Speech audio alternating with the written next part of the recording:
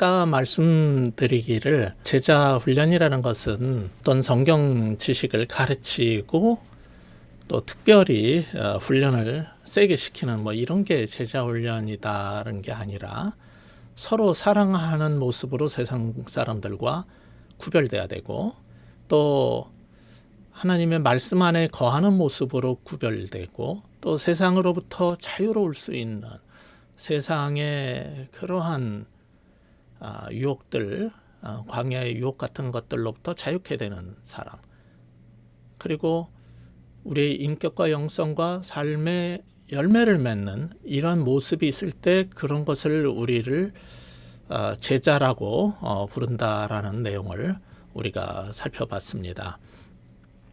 이런 삶을 살게 되는 사람들은 어떤 특징을 갖게 되냐면은 simple life, 굉장히 단순한 삶을 살게 돼 있어요. 그러니까 가장 뛰어난 각 분야의 전문가들을 보면은 공통적인 특징이 이 심플 라이프를 산다는 겁니다. 예수님도 그러셨고 뭐 당연히 뭐 소위 시다르타 부처나 간디나 모든 세상을 바꾼 사람들, 세상을 변화시킨 사람들, 사람들의 인생을 바꿔놓은 사람들의 특징은 심플 라이프를 산다는 겁니다. 그래서 이게 제자도에 있어서 굉장히 중요한 부분인데 어떤 신학과 개념과 명제와 교리와 성경 지식 가르치는 거에 비해서 너무 강조되지 않아요. 이런 거는 영성 훈련에서만 얘기를 하지 왜 이렇게 강조하지 않는지 정말 이상합니다. 제자도의 결과는 사명을 위해 사는, 부름받은 대로 살고 그것은 사명에 의한 삶이 된다는 거예요. 사명을 위해 산다는 것은 심플 라이프로 차별성을 갖게 됩니다. 여러분 얼마 전에 올림픽이 끝났는데 거기 메달을 딴 사람들 인터뷰한 걸 보면 하나같이 지난 4, 5년을 그냥 그 하나를 위해서 모든 걸 다 정리를 하는 거예요. 뭐 술도 먹고 놀고도 싶고 뭐 영화도 보고 싶고 뭐도 하고 싶고 그러지만 모든 것들을 다 정리를 하고 그 자신의 목표를 위해서 그 삶을 그렇게 살아내더라고요. 특히 뭐 요즘에 보면은 또 그 가수 오디션 프로그램 같은 것들이 있잖아요. 그 사람들 그 목적을 위해서 우리는 그것을 부름받은 사명이라고 그러지만 그 사람들은 자신들이 설정한 목적이죠. 그걸 위해서 나머지를 다 정리합니다. 나머지 이것저것 다 끼웃거리고 이것저것 다 하지 않습니다. 그래서 제자도의 삶을 산다는 것은 단순한 삶을 사는 것으로 차별화됩니다. 그것은 우리도 살면서 부족한 게 있고 불편한 게 있어요. 그러나 그걸 다 가지려고, 다 얻으려고, 모든 화려한 것들을 다 가지려고 애쓰지 않는다는 거예요. 사도 바울처럼 그것은 뭐로 이어지냐면은 자족의 삶으로 이어지게 돼 있어요. 이 단순한 삶은 반드시 자족의 삶으로 이어지게 되어 있습니다.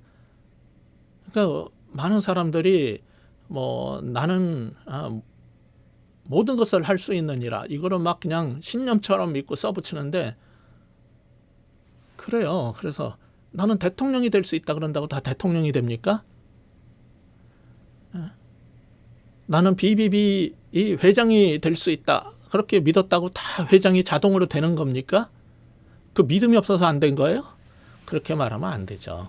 그 구절은 내가 모든 것을 주 안에서 모든 걸 할 수 있다는 것은 그 앞에서 그건 문맥 속에서 봐야 되는데 그 앞에서 모든 걸 가졌을 때도 거기에 합당한 삶을 살고 갖지 못했어도 합당한 삶을 살고 내 소유에 많고 적음하고 관계없이 자족하는 삶을 살고 주 안에서 내가 해야 될 그 사명을 감당하는 삶을 산다는 얘기지 모든 걸 할 수 있다는 얘기가 그런 식으로 내가 신념을 가지면 다 된다는 식으로 엉터리 설교를 하도 많이 들어가지고 그런 걸 또 적극적 사고방식, 긍정적 사고방식 이래가지고 또 하도 퍼뜨려 놔가지고 그렇게 사는데 그거 아닙니다. 자족하는 삶을 살면서 그 자족하는 삶을 산다는 것은 그것으로 만족하고 기쁨을 누릴 수 있어야 되는데 그러려면은 세상 걸 너무 많이 붙잡고 있으면 안 돼요. 세상 일을 우리는 해야 하지요. 목사도 해야 합니다. 여러분 교수 되면 좋겠다. 그리고 교인들은요, 목사는 참 좋겠다. 이거 일주일에 한 번 그 설교 1시간 하고 그리고 일주일 동안 놀고 먹으니 세상에 이렇게 좋은 직장이 어디 있냐. 난 밤새 야근하고 막 이렇게 힘들게 하고 잘릴까 봐 걱정하는데 얼마나 좋으냐. 그 하고 싶은 말 하고 그 앞에 나와서 한마디 착 하고 일주일 동안 노니까 좋겠다 그러는데 훌륭한 목사, 좋은 목사는 노는 사람 없어요. 내내 일합니다.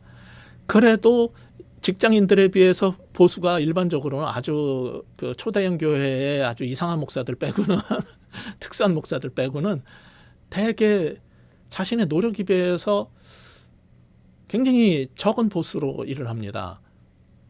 요즘엔 목사가 되려면은 대학교를 나오고 신대원은 대학원 과정으로 돼 있어요. 신학교가 지금 바뀌어가지고.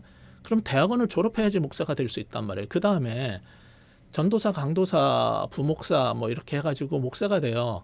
소위 인턴 레지던트 과정 같은 것들처럼 수습 기간이 딱 있단 말이에요. 그렇게 오랜 시간을 들여가지고 준비가 돼서 목회 자리에 풀타임으로 들어갔는데 받는 월급이 형편없어요. 일반 직장인의 반도 안 줍니다. 많은 교회가.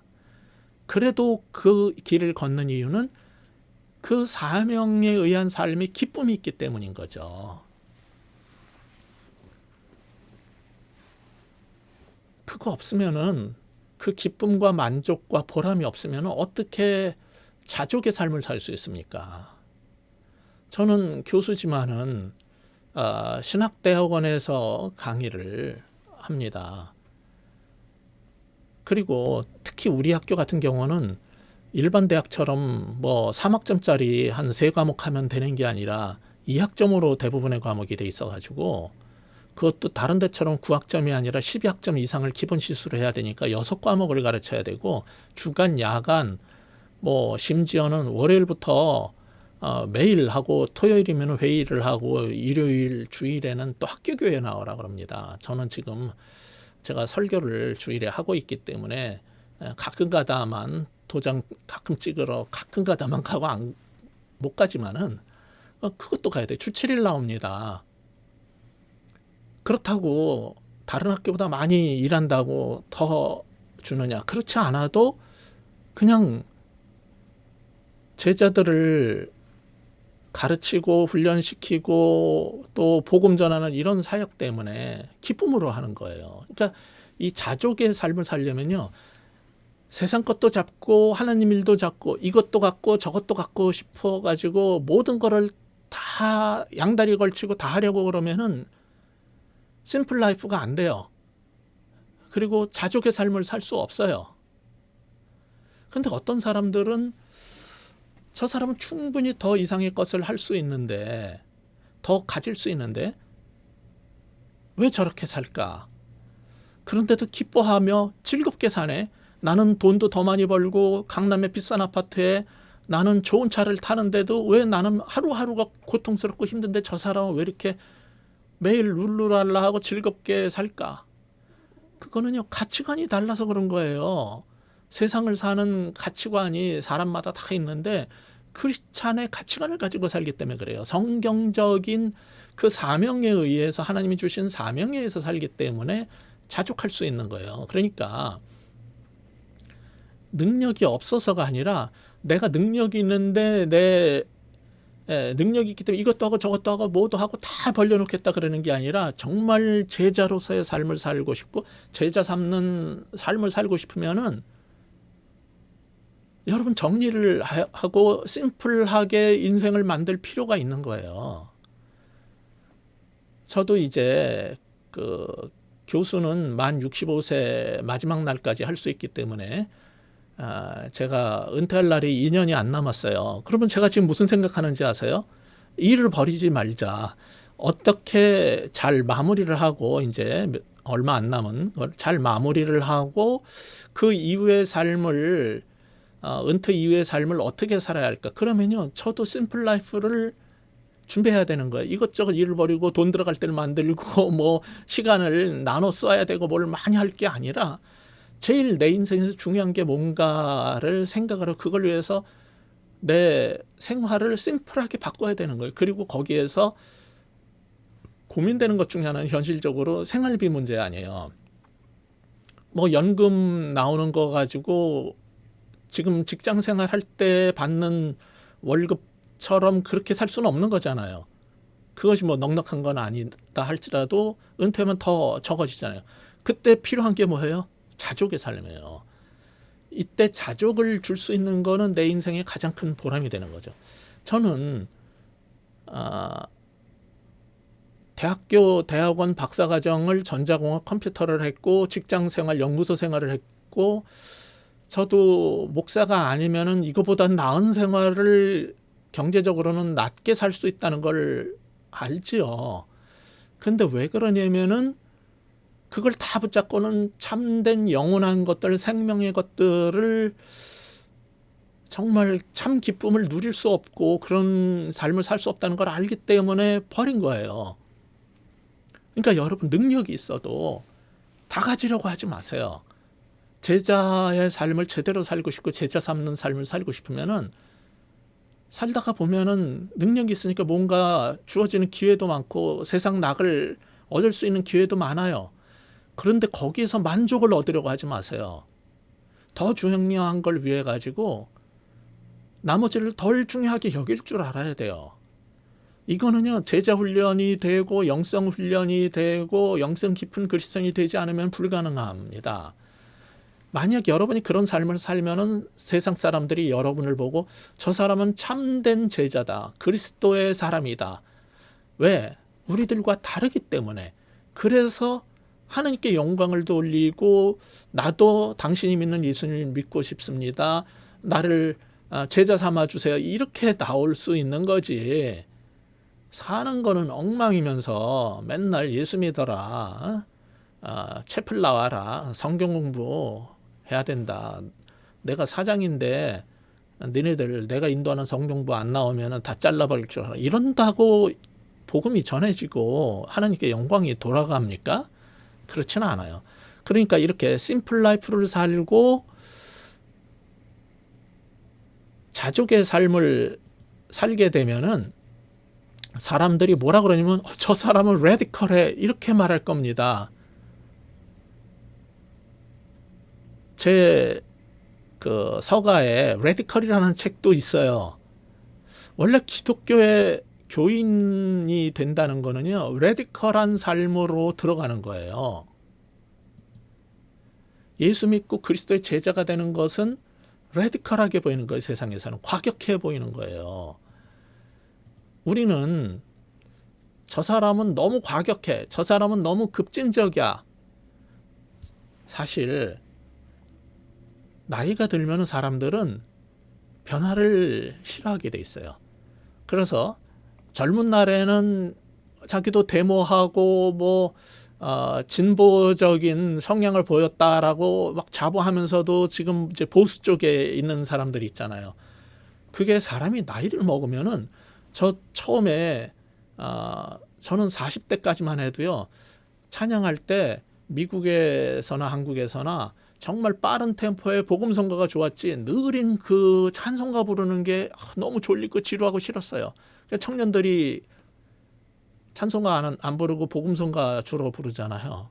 그런 게 훨씬 좋았고 나중에는 음악적으로도 굉장히 다양하고 역동적인 음악을 좋아했어요. 근데 60쯤 지나면서부터 무슨 일이 생겼냐면은 찬송가가 좋아지기 시작하고 빠른 음악이 힘들어. 따라 부르기도 힘들고 내 심장이 늦게 뛰는 것 같아요. 나이 들면서 모든 게 느려지는 것 같아요. 이제 빨리빨리 뭘 하는 게 힘들어. 그러니까 사람은 나이를 먹으면은 점점 안정을 추구하고 보수화되게 돼 있어요.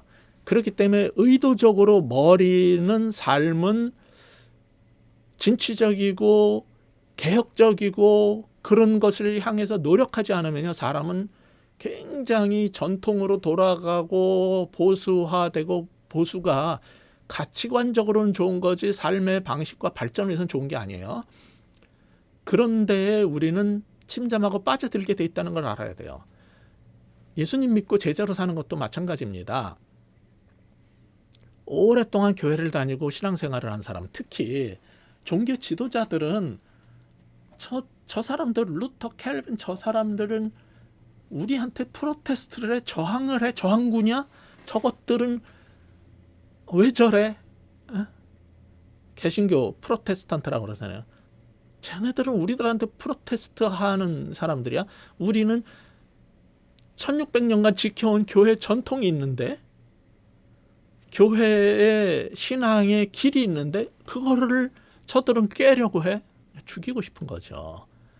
그렇게 해서 개혁을 하고 나온 루터, 캘빈이 이런 사람, 스빙글리, 부처 이런 사람들이 이제 루터파나 개혁파 사람들인데, 이 사람들이 근데 또 누구를 죽이려고 했냐면은 아나베프티스트들을 죽이려고 했어요. 왜? 그들은 가톨릭이 볼 때도 개신교인들이 볼 때도 과격하고 급진적이라고 그랬어요. 물론 하도 자기네들이 했던 게 옳지 않고 니네들은 그 개혁파나 루터파나 천북 성례에 대한 개념도 그렇고 교회 운영하는 방식, 예배에 대한 방식이 가톨릭에서 그리 벗어나지 않았다. 가톨릭에서 정하고 나왔다 했지만은 가톨릭 그대로 갖고 있지 않냐. 이런 것 때문에 바꿀 때 확실하게 바꾸자 이러고 나오니까 과격하고 급진적이라고 죽이려고 들었어요. 양쪽이 다 죽이려고 들었어요. 세상은 그렇게 레디컬한 거 싫어합니다. 이거를 똑같이 경험했던 분이 누구냐면 예수님입니다.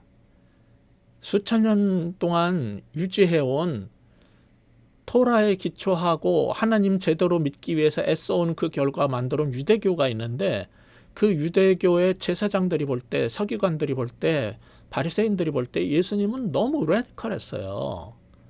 그리고 그 이후에 예수님뿐만 아니라 사도시대의 제자들도 너무 레디컬했어요. 그리스 로마 문화권에서 소아시아, 지금 터키의 에베소 지역에서 바울의 사역 방식, 삶의 방식 너무 레디컬했어요. 사도 바울, 베드로, 야고보, 요한 전부 레디컬했어요. 그래서 그토록 핍박을 당하고 저항을 받은 겁니다. 근데 여러분 아셔야 될 게 있어요. 예수님의 고결한 사랑은 항상 우리로 하여금 더 온전한 것에 대한 갈망을 불러일으켜요. 그래서 참된 사랑을 경험한 사람은 항상 세상에 주는 만족에 만족하지 못하고 항상 위를 향해서 하늘을 향한 시각을 갖게 됩니다. 세상이 보여주는 이런저런 보여주는 게 있는데 그런 시시한 거에 끌려서 내 시선이 밑으로 땅으로 아래로 내려가지 않습니다. 예수님을 향한 참사랑은 모든 세상적 애착에서 우리를 자유롭게 벗어나게 해줘요. 그래서 진리를 알지니 진리가 우리를 자유케 한다는 겁니다. 이렇게 사는 사람은 내면의 시각이 흐려지지 않습니다. 여러분도 경험하시는 분이 있겠지만 저도 나이 들면서 점점 눈물샘이 막혀가지고 중간중간에 눈물이 이게 밖으로 흘러나요. 눈물샘을 통해서 안으로 코 속으로 들어가서 이게 순환이 돼야 되는데 제거가 되든지 이 차가지고 눈이 흐릿해지고 막 그 눈물 맺힌 것처럼 초점이 안 맞고 뿌옇게 되고 그럴 때가 많아서 너무너무 불편해요.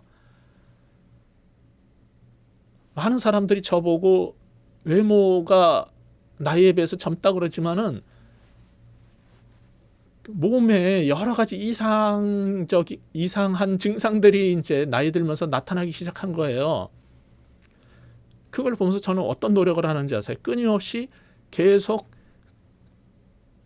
체중이나 몸이나 이런 것들을 할 수 있는 만큼 노력을 해야겠다는 생각을 하면서 특별히 외모와 몸만 육체적 건강만이 아니라 내면의 건강, 내면의 시각을 항상 맑고 바르게 해야겠다는 생각을 갖고 있습니다. 그게 이제 나이 들면서 점점 갖게 되는 생각이에요.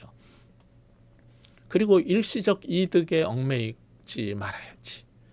역경에 주저앉지 말아야지.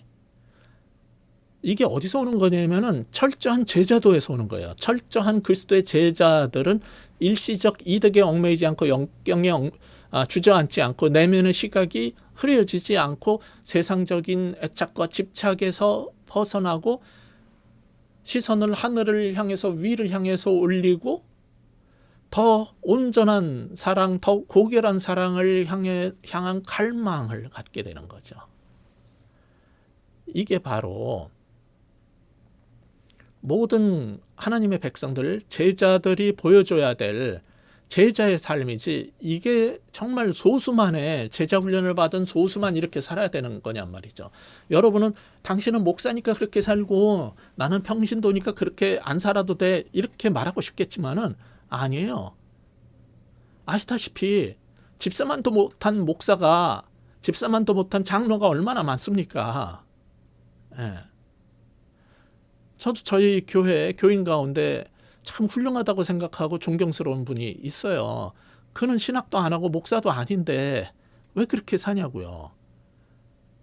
강남에서 제일 비싸다는 아파트 중에 하나에 사는데 그냥 사는 거 보면은 너무 평범하고 가난한 사람처럼 살아요. 그 남편은 직장 때문에 벤츠 S 시리즈를 타도 그 부인은 조그만 차, 소형차를 탑니다. 국산. 옷 입는 거나 먹는 거나 가능하면 절약하고 아끼고 그렇게 해가지고 교회에 힘든 사람들 선물해주고 뭐 사주고 이러는 거 보면은 정말 너무너무 훌륭해요. 그 사람은 예수님의 제자입니다. 이게 목사만 제자가 돼야 되고 그냥 일반 교인들은 제자가 아니어도 되는 게 아니란 말이에요. 근데 그 사람은 제자 훈련을 특별히 받았느냐? 저하고 뭐 기본적인 반은 하나는 했지만은 기회가 안 돼가지고 또 그 이후의 걸 제가 이 코로나 시대에 더 해줄 수가 없어서 못했지만은 그는 신학을 한 사람 못지않게 훌륭한 제자의 삶을 살고 있어요. 제자의 삶의 모습, 이 레디컬한 모습은 특별한 소수만의 모습이 아니란 말이에요. 아까 말씀드린 것처럼 아나바프티스트들은 너무나 다른 탁월하게 구별된 삶. 그래서 우리는 로마 가톨릭과 싸워가지고 전쟁하고 죽이고 하는 거 안 하겠다 그랬어요. 평화주의자들이 됐어요.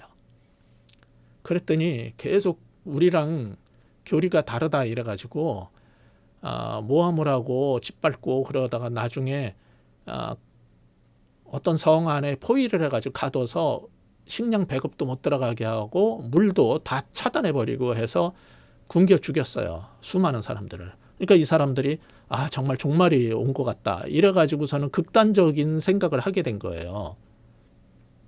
그래서 이 사람들을 지금도 장로교, 감리교 이러한 메인라인 대형 교단에서는 이 사람들을 과격파라고 불러요. 근데 과격파가 아니에요. 이 사람들이 추구했던 거는 너네들처럼 가톨릭과 타협해서 중간적인 그러한 개혁에 만족하지 말고 어차피 시작한 거 확실하게 성경적인 삶을 살자. 그래서 정말 제자답게 살아보자. 이걸 했던 사람들인데 너무 양쪽에서 다 공격을 해서 죽이니까, 그리고 일부 그룹들은 그렇게 포위해가지고 심지어는요, 교회사에 보면은 이 사람들을 추노꾼들이 있었어요. 추적해서 죽이려는 사람들이 가톨릭과 개신교, 특히 그 개혁파 장로교에서 많이 있었어요. 근데 추운 겨울날 또 추적자가 오니까 도망을 가는데 호수 어른대 위를 막 뛰어가지고 도망을 가는데 뒤쫓아오던 이 아나바프티스트들을 잡으려던 사람들이 물에 빠져서 얼음이 깨지면서 물에 빠져가지고 죽게 된 거예요. 그러니까 돌아가가지고 그를 건져주고 다시 잡혀가서 혀가 잘리고 껍데기가 벗겨져서 죽은 그런 일들이 교회사 속에 있어요. 이 사람들을 과격하다, 급진적이다라고 말할 게 아니라 누군가는 핍박을 받아도 박해를 당해도 성경이 말하는 참다운 제자의 삶을 살겠다고 한다는 거죠. 그런 사람들만이 정말 하늘의 소망을 두고 그대로 살려고 애쓴 사람이라고 하는 칭송을 받을 수 있을 거예요. 그럼 이런 제자도의 본질이 뭐냐? 복음의 정수가 뭐냐? 예수님의 십자가의 죽음과 부활의 삶이 복음의 정수인데 제자도의 본질은 여기에 있는 거예요. 예수님의 발자취를 따라서 우리도 복음을 위해서 십자가의 삶을 사는 거죠.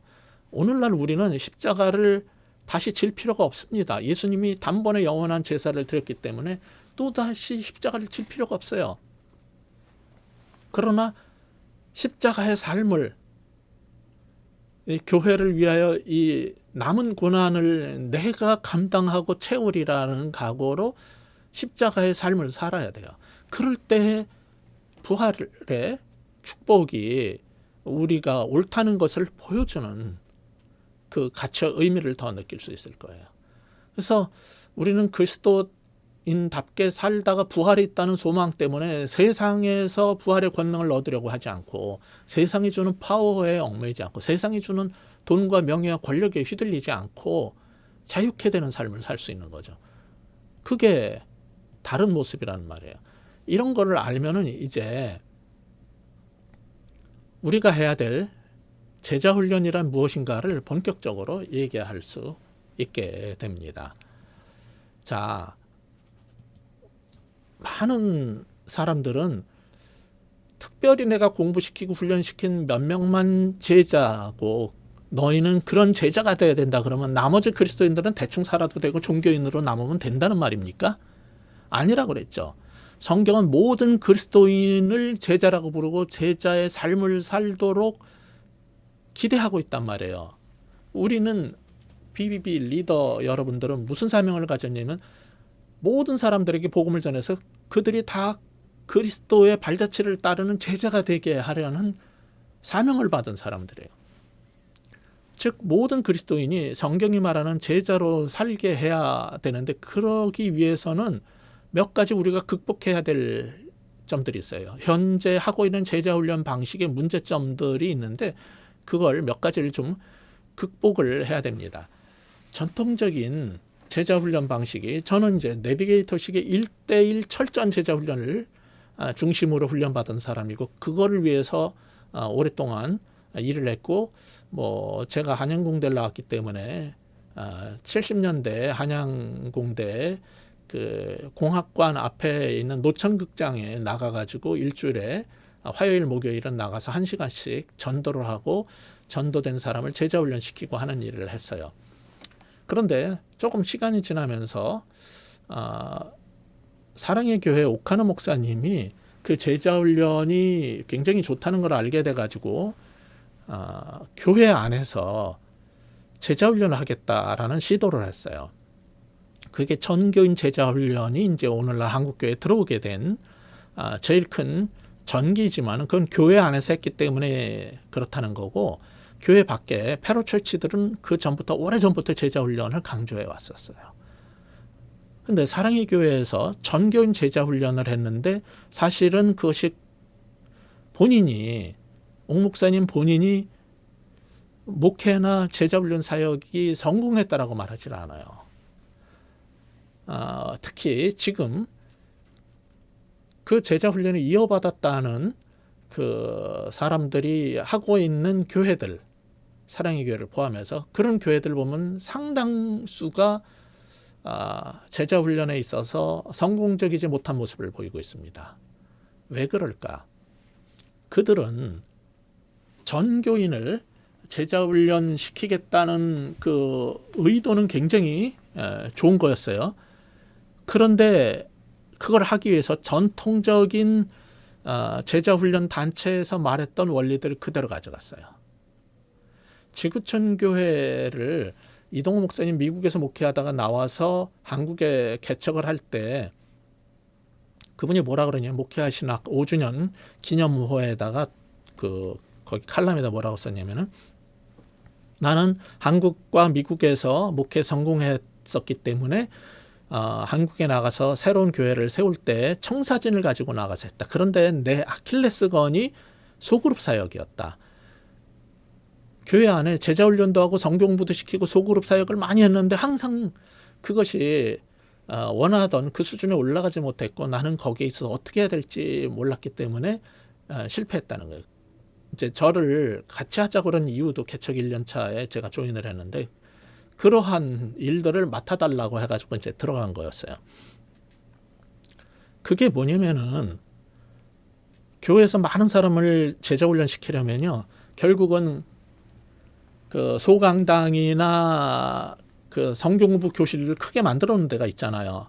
그것도 안 되면 사람을 많이 해야 되면은 소위 예배실 같은데 뭐 큰 예배실에서도 하고 사람들을 100명, 200명, 500명을 몰아놓고요. 거기에다 놓고 결국 강의를 합니다. 그래서 전교인 대상 제자훈련을 하겠다고 한 방법이 뭐냐면은 원래 제자훈련의 그 원리 중에 하나가 선택과 집중이거든요. 그런데 선택을 어떤 식으로 했냐면은 사전에 성경부를 교회에서 이제 정한 성경부 과정이 있어요. 그거를 1년을 한 사람들만 제자훈련반에 들어올 수 있겠어요. 그러니까 미리 성경부를 하고 열심히 있고 뛰어나고 훌륭하고 신앙이 좋은 사람들만 받았어요. 예수님의 제자 훈련은 그렇게 하지 않았다 그랬죠. 뛰어난 사람, 똑똑한 사람뿐 아니라 못 배운 사람, 가난한 사람, 그리고 머리가 좋은 사람뿐 아니라 그냥 보통 사람, 심지어는 유다 같은 사람까지 다 불러들였어요. 다양한 스타일의 다양한 제자가 복음 전파에 필요했기 때문에 그렇게 부르심을 뛰어난 사람만 골라낸 게 아니라 선택을 그렇게 폭넓게 불렀어요. 그런데 선택은 미리 1년짜리 성경부를 이수한 사람, 그리고 열심히 할 사람, 인정받은 사람만 선택을 했어요. 근데 문제가 뭐냐면은 많은 사람을 놓고 강의를 했어요. 가르쳤어요. 성경을 가르치고 성경 공부를 시키고 교리를 가르쳤어요. 그러면은 제자가 되느냐? 안 됩니다. 여기에서 실패하게 된 거예요. 제일 큰 게 뭐냐면은 교육 방식을 썼다는 거죠. 저는 학교에서 강의하는 교수지만은 신학생을 목회자로 만들려면은 강의실에 50명, 100명씩 놓고 강의하는 방식으로는 안 된다는 것을 그전부터 주장하는 사람이에요. 근데 안 돼요, 한국에서는. 그냥 학교이기 때문에 그렇게 해야 돼요. 그 외에 다른 시간에 따로 제자 훈련을 하지 않는 이상은 그것은 힘들어요. 근데 우리 학교는 주간, 야간, 또 월요일에 기독교 전문대학원, 그리고 주 7일 학교에 나오도록 그렇게 요구를 하기 때문에 다른 거를 할 여력이 없어요.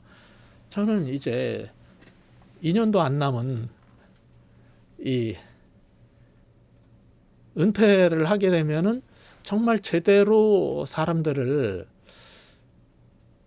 신학교 졸업했지만 목회를 할 줄 모르는 사람들을 제대로 훈련시키고 젊은 목회자들을 재훈련시키는 일을 이런 뜻을 가진 동료 몇 명하고 같이 할까, 이런 생각도 해보고, 아니면은 진짜 제대로 된 교회를 본격적으로 해봐야 되나, 이런 여러 가지 지금 생각을 하고 있어요. 그런데 분명한 것은 많은 사람을 강의실에 모아놓고 앞에서 설교처럼 한다, 강의 교수처럼 강의를 한다고 사람이 변하느냐? 안 변한다는 거예요. 제자가 되지 못한다는 거예요. 그 얘기는 뭐냐면은 제자 삼는 방식이 바뀌어야 된다는 겁니다. 제자 삼는 방식이 성경 공부 프로그램으로 만들어지는지 공동체적 삶 가운데 만들어지는 것인지 여러분이 확신을 가지셔야 돼요. 제자는 프로그램으로 만들어지는 게 아닙니다. 공동체적 삶을 통해서 인격과 인격으로 부딪히고 그 삶을 나누고 그의 갈등과 그런 것들을 토해낼 때 그것을 함께 끌어안고 같이 기도하고 같이 울고 웃고, 그리고 예수님처럼, 그래서 예수님이 제자들을 부르셔가지고 한 게 뭐예요? 나와 함께 있게 하사. 공동체적 삶으로 이끄신 게 예수님의 제자 훈련 방식이지, 무리들을 향해서는요, 사람이 너무 많이 몰려오면은 심지어는 배를 구해오느라 그래가지고 배 타고 물 가운데로 자기가 나가고 사람들을 언덕 기슭에 앉혀놓고 그리고 거기서 설교를 했어요. 그거는 설교고 하나님 나라의 원리를 강론하는 거고, 훈련시킬 때 12를 불러서 하는 일은 나와 함께 있게 하시는 거예요. 그 다음에 보내서 전도를 할 수 있는 거지, 가르쳐서 그냥 전도 내보내는 게 아니라 먼저 우선되는 게 공동체 가족을 형성하는 거예요. 그 삶 가운데서 제자가 만들어지는 거거든요. 그래서 여러분은 한 명씩 제자 훈련 시키는 것보다, 저는 1대1 제자 훈련으로 자라온 사람이에요. 이런 나중에 깨달은 게 그 한계가 있고 문제가 있다는 걸 알았어요. 그래서 제일 좋은 제자 훈련 방식은 소그룹으로 하는 거라는 거죠. 몇 명이 함께 가는 거라는 거죠. 그래서 가족 가운데 형제 자매가 있고 할아버지 할머니가 있는 대가족 가운데서 자란 애들이 사회성도 좋고 예의도 있고 뭐 좋다 하는 말들을 하면은 그 외아들 외딸들이 싫어하는데, 그거는 어쩔 수 없는 거예요. 현실은 인정을 하셔야 돼. 혼자서도 원만하게 잘 자란 사람도 있지만은 많은 사람들 사이에서 다뤄지면서 자란 사람은 또 다른 장점을 갖는단 말이에요. 그래서 성경이 말하는 제자의 삶은 전부 교회나 궁극적인 하나님 나라가 전부 다 공동체이기 때문에 공동체 속에서 제자가 세워져야 되는 겁니다. 그래서 이 소그룹 성경부 속에서 제자 삼기가 가장 이상적인 거예요. 근데 전통적 제자 훈련은 세 가지가 있는데, 저처럼 내비게이터 방식의 1대1 제자 훈련 방식을 하는 데가 있고, 그 다음에 소그룹으로 하거나 대그룹으로 하는 데가 있는데, 거기에 공통적인 게 뭐냐면 아까 말씀드린 원리입니다. 선택과 집중이에요. 왜냐하면 제자 훈련가는 시간이 제한되어 있고 여건이 힘이 제한되어 있는데 원하는 사람이 많아요. 그러니까 사랑의 교회도 너무 많은 사람들이 제자 훈련 받겠다 그러니까 1년짜리 성경부를 요구를 하고, 그 다음에 나중에는 50 넘은 사람들은 아무리 가르쳐도 변하지 않는다는 걸 알았어요. 그래가지고 50대 이상은 안 받아주기로 작정을 했어요. 그래서 사랑의 교회 제자 훈련은 50대 이하만 나중에 했어요. 장신 총신도 50대 넘는 사람은 안 받아줬어요. 왜냐면 4대1 막 이랬거든요. 입시가. 저희 학교가 그때 1, 2대1 그랬기 때문에 지금은 장신이나 총신이나 우리 학교나 다 같이 1대1 조금 넘는 수준이지만 뭐 조만간 1대1도 안 될 수도 있어요. 교회가 줄어들어가지고. 근데 저희 학교는 60대도 받아줬어요. 학생이 모자랐기 때문에 좋은 사람이 있으면은 나이 들어도 받아줬다고요. 근데 배부르니까 이제 안 받는 거예요. 장신 총신 옛날엔. 아마 거긴 이제 앞으로는 다 받아주는 걸로 바뀔 겁니다. 학생이 없는데 어떡할 거야.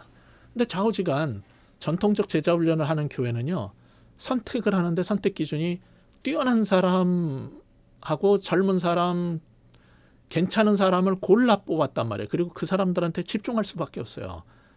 에너지가, 시간이, 자원이 다 한정돼 있기 때문에 요구는 많으면은 선택하고 집중할 수밖에 없는 거예요. 또 하나 무슨 원리가 있냐면, 전통적 제자 훈련은 배가의 원리가 있는데, 내가 두 사람한테 복음을 전하면은 그 한 사람 한 사람을 제대로 제자 훈련을 시켜놓으면은 그 제자가 된 그들이 또 두 사람한테만 전도를 해도 이의 제곱으로 이 배가가 일어나서 원자 폭탄처럼 핵분열이 일어날 거라는 게 제자 훈련의 원리 중에 중요한 원리 중에 하나예요. 이거 완전 사기입니다. 이게 왜 안 되는지는 제가 셀 사역이나 가정교회, 셀교회 사역에서 그걸 이제 자세히 설명을 하는데, 제가 7, 8년간 이런 원리에 따라 제자 훈련 사역을 했는데, 아니 생각해 보니까 지금껏 내 앞에서 수십 년간 이런 제자 훈련을 했는데, 그러면은 그 원리대로 하면 이에 N승이 되면 벌써 세계 복음화가 끝났어야 되는데 왜 안 되지? 이게 어느 날 궁금해진 거예요. 그리고 가만히 보니까 제가 공학을 했으니까 뭐 핵물리학도 원하면은 이제 찾아가지고 공부를 하면은 알 수가 있단 말이에요. 그 원리를. 근데 자연계에서는 원자폭탄 우라늄이나 플루토늄 같은 거 그거 어디서 만들어지냐면은 광산에서 파오는 거예요. 그럼 우라늄 광산이 왜 폭발을 안 합니까? 원자탄처럼. 이유가 있어요. 하나는 고농축이 필요해. 선택하고 집중처럼 아주 고농축이 필요해. 또 하나는 그렇지 않으면 배가가 안 일어나요. 그 다음에 배가를 일으키는, 그냥 놔두면 이게 배가가 일어나 가지고서는 핵분열이 일어나서 터져버리기 때문에 그거를 분리시켜 놨어요. 그리고 원자폭탄은 그것을 제한된 닫혀진 통 속에 넣고서는 다른 화약을 넣어가지고 화약이 트리거가 돼서 촉발을 시켜서 두 개를 충돌을 시키면은 뭐 중성자 충돌, 양자 충돌 뭐 이런 것들을 통해 가지고 핵분열이 일어나게 하는 어떤 여건을 만들어야지 배가가 일어나는 거지. 핵분열이 일어나는 거지. 자연계에서는요, 하나님이 지구 폭발하지 않게 자연계에서는 배가가 안 일어나게 해놨어요. 그러면은 제자 훈련을 했는데 왜 배가가 안 일어나냐면 자연계에서는 이거 안 일어나요. 그러면 어떻게 해야지 배가가 일어나느냐, 이거를 알아야 되는 거예요. 이게 제가 셀교회나 제자훈련, 아니 셀교회는 가정교회 사역 책에도 그걸 써놨고 그런 거를 이제 설명을 거기서 하는데, 이게 이제 그 원리란 말이에요. 근데 이게 안 되는 거예요. 이게 돼야지 재생산이 되는데 재생산이 안 돼요. 뭐만 하냐면 암덩어리 같이 지네들이랑 똑같은 놈들만 모아가지고 계속 부풀리는 게, 딴 교회 죽든 살든 우리만 커지면 된다는 게 이게 암덩어리거든요. 몸 안에서 그런 게 생기면 사람이 죽어요. 몸 전체가 죽어요. 하나님 나라에서 그런 교회가 많아지고 그런 단체가 많아지면 하나님 나라가 파괴돼요. 근데 이게 전통적 제자 훈련은 이 세 가지 원리에 의해서 움직여왔는데 이게 아니라는 거죠. 그리고 유형이 아까 말씀드린 것처럼 1대1만 있는 게 아니라 이게 이제 사실 단시간에 가장 집중적으로 빨리 훈련시키는 데는 좋아요. 세게 훈련시키는 데는. 그런데 문제가 뭐냐면은 인격적으로 모난 사람이 만들어져요. 자, 아까 재생산의 원리가, 제자훈련의 원리 중에 재생산이 있다고 그랬죠. 제자훈련을 할 때 재생산의 원리에 속하는 것 중에 하나가 리더의 약점도 재생산된다는 거예요. 어떤 사람이 말씀 암송에 뛰어난 사람이 있으면 그 사람이 훈련시킨 제자들은 말씀 암송을 대체적으로 잘해요. 못하는 사람도 있지만 대체적으로 잘해요. 그게 재생산돼요. 근데 그게 싫어가지고 전혀 암송 그런 거를 강조하지 않는 리더 밑에서 자른 사람은요, 성경 암송을 그 제자들이 되게 못해요. 똑같은 그의 약점이 재생산된단 말이에요. 그게 1대1 제자 훈련의 장점이지만 동시에 약점이에요. 그래서 제일 문제가 인격적으로 공동체적으로 한계가 있는 사람이 만들어지고 문제가 있는 사람이 생겨요. 제가 처음에 미국에 유학 갔을 때 매사추세츠 대학에서 컴퓨터 공학을 했는데, 그때 보스턴 장로교 이제 그만두고 이제 3년 들어갈 때 신학교로 옮겼어요. 그리고 보스턴 장로교회라는 데가 두 군데가 있었는데, 보수적인 쪽에 미주 합동 측 교회의 전도사로 있었는데, 그 교회가 그 중에서 제일 낫고, 제가 거기에 대학 청년부를 한 6개월 지나가지고 100 몇십 명, 200명 가까이 돼가지고 한인 장년부보다 커지는 상황이 이제 한동안 있었어요. 그 청년 대학생들이 많이 온다는 소문을 듣고 한국에서 MIT에 유학 온 친구 중에 하나가 내비게이터 리더 출신인데, 저는 이제 한양공대를 다녔기 때문에 한양대 캠퍼스 리더였고, 근데 그 친구는 외대 캠퍼스 리더였다 그러더라고요. 우리 교회 와가지고 대학 청년부에서 같이 일하고 싶다는 거예요. 그래서 뭐 함께 사역할 수 있는 길을 찾아보자 그러면서 이런저런 얘기를 하는데, 조금 시간 지나면서 대학 청년부에도 나오라고 그래가지고 이제 보는데 외골수예요. 자기 신념대로만 하려고 그러지 하나도 남의 의견을 듣지 않고 타협하지 않고, 화가 나면 막 뭐라 그러고 계속 못되게 굴어요. 그래서 왜 그런가 때문에 너무 갈등하고 힘들고, 나중에 그것 때문에 이제 갈등이 생겨서 같이 일하기 힘들다 그러는데, 그 친구의 문제점이 뭐였냐면은 너무 지나친 1대1 훈련만으로 평생을 살아가지고 독선적이 돼버린 거예요. 그래서 그때 1대1의 장점과 문제점을 알게 됐어요. 근데 대그룹이 그러면은 좋으냐? 아까 얘기한 것처럼 100명씩 200명씩 강의실에 몰아넣고 강의를 하면 제자훈련이 되느냐? 그건 교육은 돼도 절대로 거기서 제자훈련이 되질 않습니다. 그런 식으로 하는 거는 10명이 넘어가면 벌써 제자훈련은 효과가 떨어지기 시작해요. 그래서 제일 좋은 방식이 이제 소그룹 공동체 속에서 하는 제자 훈련 방식인 거예요.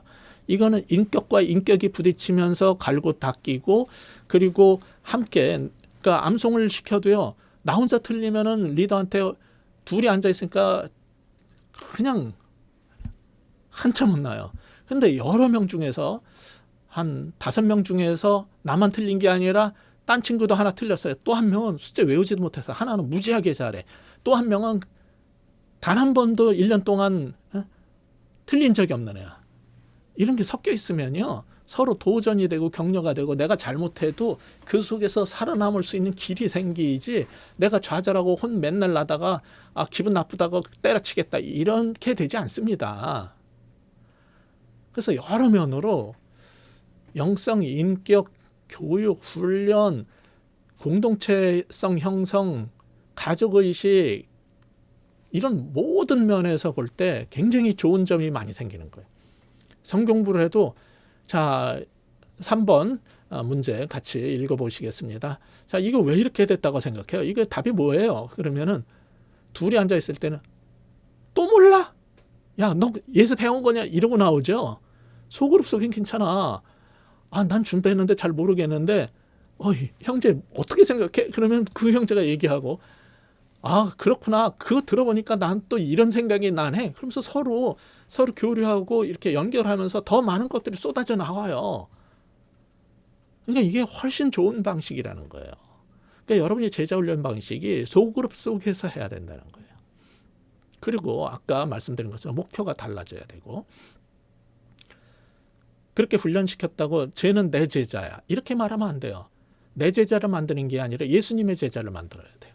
예수님이 제자 훈련 시킨 거는 뛰어난 개인의 하나하나의 12명이 아닙니다. 아까 말씀드린 것처럼 12제자단이라는 공동체, 새 이스라엘의 작은 공동체를 만드신 거예요. 하나의 작은 가족 공동체, 형제단이 이게 작은 교회가 된 거예요. 하나님은 새 이스라엘을 회복하러 오셨지, 이스라엘을 회복하러 오셨지, 개개인을 위해서 오신 게 아니에요. 그런데 전통적 제자훈련은 무슨 문제를 갖고 있냐? 엘리티즘이 제일 심각한 문제입니다. 이걸 깨야 돼요. 그럴 수밖에 없었던 이유는 아까 말씀드린 것처럼 시간과 자원과 내 힘에 제한이 있었기 때문에 효율을 위해서 엘리티즘이 나오게 된 겁니다. 근데 하나님 나라는 효율로 하는 게 아니에요. 하나님 나라는 모든 사람이 구원받고 다 제자가 되기를 원해요. 근데 제자 훈련 시킬 땐 어떻게 했냐면은 선발 대상을 엘리트만 뽑아요. 엘리트가 아닌 사람은 못 들어와. 심지어 나이가 많아도, 가방끈이 짧아도, 성경부 전 과정에서 잘 못했다고 점수가 안 좋아도 못 들어와요. 신학교도 대수가 높으면요, 공부 잘한 사람 시험 봐가지고 뽑습니다. 제가 항상 이상하게 생각하는 게, 왜 성경고사를 보냐 이거, 입학시험에서. 성경 몰라서 성경도 배우고 훈련 받겠다고 왔는데 성경 시험에서 점수 나쁘면 탈락합니다. 저는 그게 굉장히 이상했어요. 미국은 그렇게 하지 않거든요. 우리나라의 제자훈련은 내가 아는 기독교인 가운데 뛰어난 사람만 골라 뽑는 선택과 집중이에요. 이 엘리트화, 이게 잘못된 거예요. 성경이 말하는 제자 삼는 거하고 다른 방식이에요. 두 번째, 훈련 내용의 엘리트화. 이건 너무 어려워. 너무 어려워가지고 이게 똑똑하지 않은 사람은 이거 못 따라와. 성경 공부가 너무 힘들어. 그럼 모든 사람이 제자가 될 수 없어요. 그건 리더 훈련에서 따로 할 일이고, 모든 사람을 제자 훈련 시켜야 된다면은 훈련시키는 내용이, 컨텐츠가, 방식이 너무 엘리트화 시키면 안 돼요. 그냥 논산 훈련소도 있어야 되는 거지, 전부 특공대, 해병대 훈련소처럼 만들면은 다 해병대가 되느냐? 안 됩니다. 세 번째, 이렇게 하려다 보니 엘리트를 뽑아서 엘리트 방식으로 훈련을 시키려니까 그 교사가, 제자 훈련가가, 교관이 엘리트여야 되는 거예요. 사랑의 교회에서 왜 전교인 제자 훈련을 못하느냐? 아무나 시켜봤더니 엉망이 나왔다는 걸 알게 됐어요. 그래서 옥 목사님과 방성기 목사님과 또 한 분 여전도사님하고 몇 사람, 검증된 몇 사람만 제자훈련반을 열 수 있어요. 리더가 될 수 있어요. 그러니까 수요는 많은데 모든 사람에게 제자훈련 시킬 수 없으니까 어떻게 해요? 갈수록 더 큰 강당으로, 더 큰 교실로 옮겨가지고 더 많은 사람을 집어넣어야 되고, 모두를 제자훈련 시키겠다고 전교인 제자훈련을 목표로 했는데 가능했어요? 불가능했어요? 불가능했습니다. 그렇기 때문에 이 방식을 대상 선발의 엘리트화, 훈련 내용의 엘리트화, 제자 훈련과 리더의 엘리트화를 계속 꿈꾸는 이상은 전체 교인을, 그리스도인을 전부 다 제자 훈련시킬 수 없다는 걸 알아야 돼요. 대안이 뭐냐? 허들을 낮추라는 거예요. 허들을 낮추라. 허들을 낮추라는 거는 여러분이 허들 경기할 때 모두가 목표 지점까지 가게 할 것이냐, 아니면 뛰어난 사람만 골라 뽑을 거냐에 따라서 허들의 높이를 어떻게 할 거냐를 여러분이 정해야 되는데, 모두가 결승 라인에 들어오게 하려면요, 허들을 낮춰야 돼요. 그래서 제가 제자훈련 과정을 처음 만들 때는 이동호 목사님의 뜻에 따라서 미국에서 하던 식으로 10주 훈련 과정을 하고 시험을 한 주 봤어요. 그리고 파티를 한 주 해서 12주에 끝났어요. 제가 1년 하고 계속 말씀드린 게, 이렇게 하면 안 됩니다. 너무 힘들고 12주를 헌신할 수 있는 교인이 많지 않습니다. 그러니까 방법은 이거를 7, 8주로 줄입시다. 그리고요, 나중에 제가 그 교회에서 7년, 8년째 사역하고 나올 때는요, 4주로 줄였어요. 모두가 필수반은 다 들을 수 있게. 대신 항존직 훈련, 이나 특별한 훈련에 가서는 그건 10주로 합시다. 전교인 대상으로 할 때는 12주짜리를 7, 8주로 내리고 그 다음에 4주로 낮췄어요. 허들을 낮춰야 되는 거예요. 기간도 낮춰야 되고 훈련도 쉽게 하고. 그렇지 않으면 모두를 제자훈련 시킬 수 없습니다. 여러분, 또한 이 대안 중에 하나가 주님처럼 함께 지내면서 삶을 나누고, 모든 교육 훈련은 교실에서 하는 게 아니라 온더잡 트레이닝, 현장 교육이 실무에는 제일 좋은 거예요. 복음 전하고 남을 제자 삼는 사람을 만들어내려면 현장에 데리고 가서 보여주면서 함께 전도하고 함께 양육하면서 온더잡 트레이닝을 시켜야 돼요. 방식을 그렇게 지금식으로 커리큘럼을 만들어가지고 신학교처럼 하면 안 돼요. 또 하나는 온타임 교육. 신학교는 원하든 원치 않든 1학년 1학기는 뭐, 1학년 2학기는 뭐, 2학년에는 무슨 과목, 이렇게 해서 커리큘럼에 따라서 교육을 시켜요. 그거 다 못 배웁니다. 사람이 궁금한 게 생기는 게 있어요. 사역을 하다 보면 궁금해가지고 리더한테 물어볼 때 가르쳐주면 그때 제일 잘 배워요. 언제? 시기 적절하게 온타임에 가르쳐야 되는 거예요. 이거는 경영학에서도 나오는 원리예요.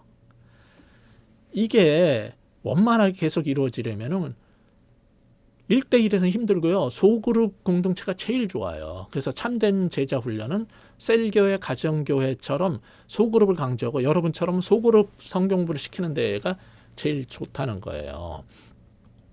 자, 이거는 내가 좋아하는 화가인데, 전이수라는, 글도 너무너무 잘 쓰고 그림도 너무 좋아요. 이 사람의 책 여러 권 중에 하나인데, 소중한 사람에게라는 이 그림을 이 전이수가 그렸어요. 얘가 12살에 작가로 데뷔를 했어요. 왜 이렇게 될 수 있었냐? 얘는 학교를 안 가고요. 제주도에 부모가 데리고 가가지고 자기가 낳은 자식 둘하고 봉사활동 나가는 곳에서 데려온 지체장애가 있는 아이, 이렇게 3명과 함께 5명이 작은 가족 공동체를 이루면서 거기서 홈스쿨링을 하면서 이들을 정말 자연 속에서 진리 가운데에서 자신들이 갖고 있는 모든 소양을 끄집어낼 수 있도록 도왔습니다.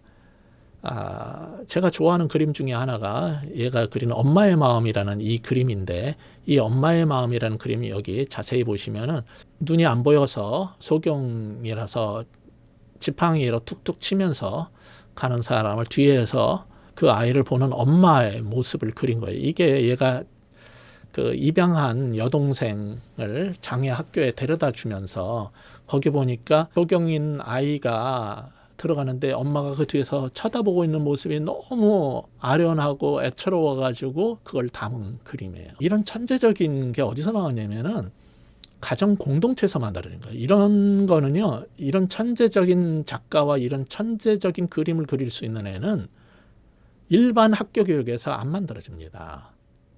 그래서 저는 여러분이 신학교처럼 제자 훈련 시키지 마시고 성경 공부가 다가 아니라 전인적이고 성경이 말하는 그리스도인답게 사는 제자로 세우기 위해서 이 BBB 성경 공부 소그룹을 활용해서 그 속에서 어떠한 방식으로 내가 목표를 바꾸고 방법을 바꾸고 어떻게 해야 되느냐. 세부적인 거는 뭐 이 한 시간에 다 할 수 없어요. 그러나 그런 것들을 끊임없이 고민하면서 새로운 시각에서 다시 한번 도전해보는 여러분 되셨으면 좋겠습니다. 오랜 시간 수고하셨습니다. 감사합니다.